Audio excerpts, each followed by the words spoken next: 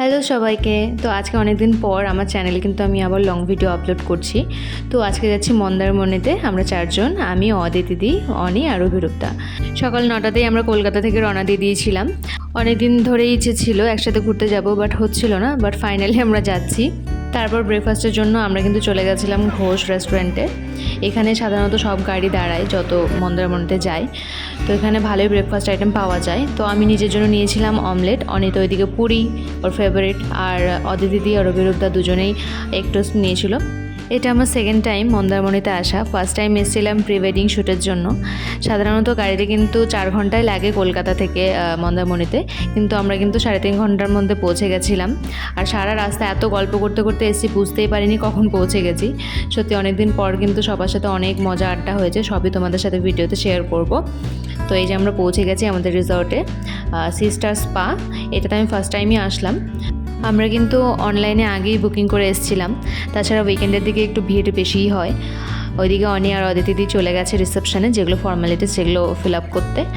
আর আমি একটু বাইরে এইদিকে ভিডিও বানিয়ে নিচ্ছিলাম। তোমাদের সাথে সব শেয়ার করতে হবে তো এরপর লাগেজ নিয়ে আমরা কিন্তু টোটোতে উঠে গেছি। রিসর্টে ঢোকার মুখেই কিন্তু একটা বড় সুইমিং পুল ছিল। আমাদের ইচ্ছে কিন্তু করছিল যে তখনই নেমে যায়। তো যাই হোক, আমরা ফ্রেশ হয়ে খাওয়া দাওয়াটা করে কিন্তু আসবো এখানে।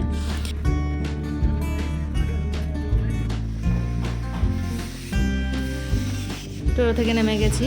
এই দিকটাতে ছিল হোটেল রুমস আর এই দিকটাতে ছিল কটেজ রুমস, যেটা একদমই সমুদ্রের পাশে। আর আমরা কিন্তু কটেজ রুমই আমাদের জন্য বুক করেছিলাম। তো এটা ছিল আমাদের রুমটা, আর ওই পাশে ছিল অতিথিদের রুম। ভিউ কিন্তু অসাধারণ। আমার তো প্রচণ্ড মজা লাগছিল, এতদিন পর আমি সমুদ্রে আসতে পারলাম আর এত সুন্দর একটা রিসর্টে। আর ওইদিকে অভিদা আর অনি তো চলে গেছে সমুদ্রের মজা নিতে।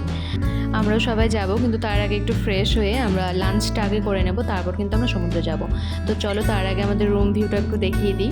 বড় একটা কিং সাইজ বেড ছিল, 2টো চেয়ার টেবিল, আর ওইদিকে কফি করে খাওয়ার জন্য সব অ্যারেঞ্জমেন্ট করাই ছিল, তুমি চাইলে খেতে পারবে। একটা মিনি ফ্রিজ ছিল, আর এই যে একটা বড় ওয়ার্ড্রপ ছিল, যেখানে এত লাগেজই নেই তোমার।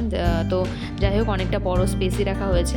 আর বাথরুমটাও কিন্তু যথেষ্টই পরিষ্কার ছিল। আর এখান থেকে যেগুলো দেওয়ার সেগুলো তারা প্রোভাইড করেই রেখেছিল অলরেডি।